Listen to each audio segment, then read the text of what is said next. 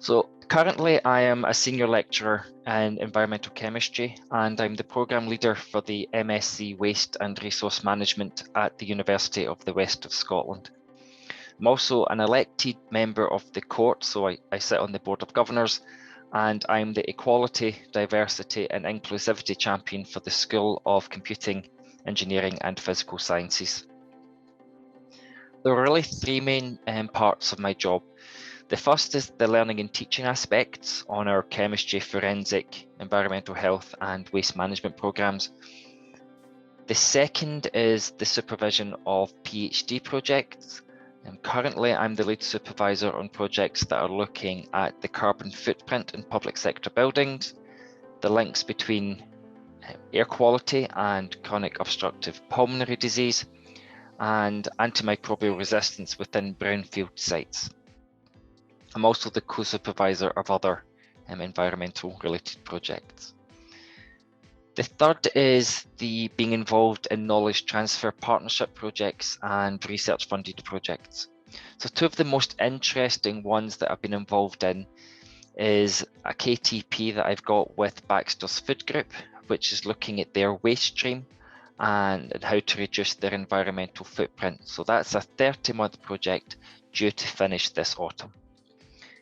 The other project that I found really interesting was a NERC-funded project looking at antimicrobial resistance and historical legacy pollution within the Clyde estuary. So, to be honest, I don't think there was something that originally inspired me. I don't think there was that one moment that said I want to do this. I do remember writing and doing a project at primary school when I was 9-year-old, and it was on acid rain, and I wrote to the Norwegian embassy, who very kindly wrote back with pamphlets about what we were doing and our emissions and how it was affecting Norway. I think since then I've always been interested in protecting the environment and doing my bit. What I didn't know growing up was that there was an environmental sector, and it's only since doing my PhD that I've been aware of how broad the sector is and how interesting it is. So I was 24 when I went to university, and I hate that that's called a mature student. As before that, I never thought I had the grades to go to university. And to be honest, if I'd went to university, I probably wouldn't have studied as hard as I did do if I'd gone straight from school. So when I left school, I worked for a large supermarket, and in 2001, I decided to apply to uni, and I have never looked back since then.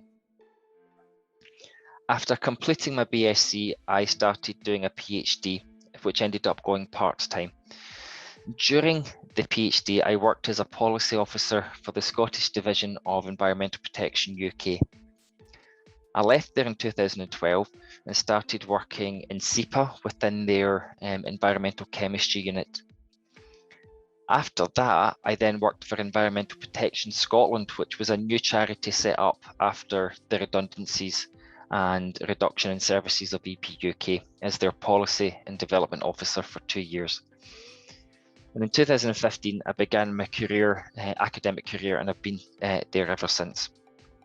And it's when I started in that, I started in the university, I made a 5-year plan, which would culminate in being promoted and getting my chartership status, and I suppose all the training and the volunteering, so I'm a trustee for Environmental Protection Scotland now.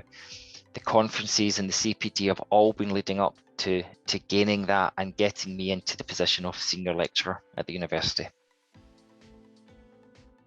So I think as academics, we need to be better at understanding and demonstrating how our research and our teaching is providing benefit to society, particularly when it comes to funding, public body funding. So in Scotland, you get your tuition fees paid for your first undergraduate degree. So we've got to show value for money. And tying that into the environmental sector, I see my teaching role to get people enthusiastic about protecting the environment, and that there's much more to just environmental protection than reducing our carbon footprint. And I know it sounds cheesy, but I hope to encourage people to think about the environmental sector or environmental chemistry as a valid career path, something that they may not have thought of when they first started doing their undergraduate or postgraduate degrees. In terms of research, as I said, I'm involved in KTP partnerships, and that's where academia and industry come together to solve a problem that they're facing. So I've got ones on waste effluent, and I've got one looking at persistent organic pollutants in waste electrical recycling.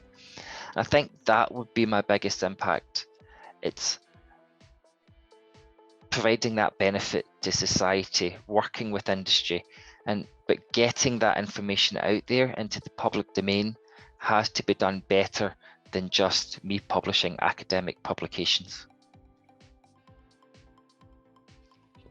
I have never faced any barriers within my jobs. I think the biggest barrier, though, would be not being aware of the environmental sector or any environmental jobs when I was growing up, as it was certainly something that wasn't mentioned by the careers counsellor when I was at school in the early 1990s. Personally, I'd love to see these opportunities presented at school to allow young people to make that choice at an earlier stage. I joined the IES in 2015, and I decided to join because their values and their ethos about interconnectedness, professionalism, and environmental protection closely aligned to my own values. And through the IES, I gained my chartership and my CN status last year. So I think that demonstrates to my current employer and any future employers my dedication to the environment and sustainable development.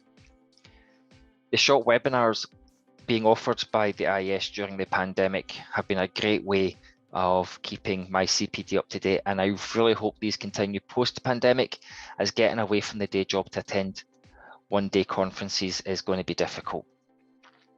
The Environmental Scientist magazine is also very good reading and helps me to see the wider picture rather than just my own wee world of academia.